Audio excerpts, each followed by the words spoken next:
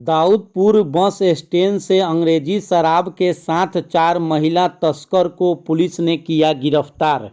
दाऊदपुर police ने शनिवार को बस स्टैंड के समीप छापेमारी कर अंग्रेजी शराब के साथ 4 महिला शराब तस्कर को गिरफ्तार कर लिया।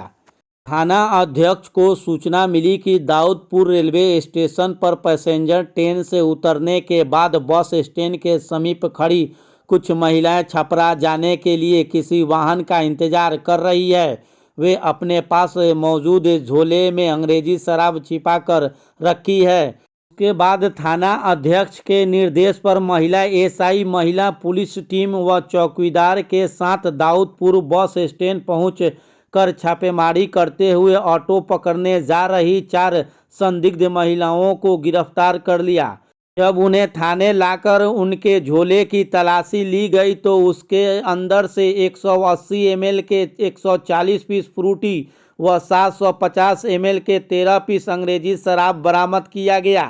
गिरफ्तार महिलाओं में 2 मुजफ्फरपुर व 2 समस्तीपुर के रहने वाली बताई जाती है। समाचार लगाए जाने तक पुलिस उनसे पूछताछ कर उत्पाद अधिनियम के तहत आगे की कार्रवाई में जुट गई थी।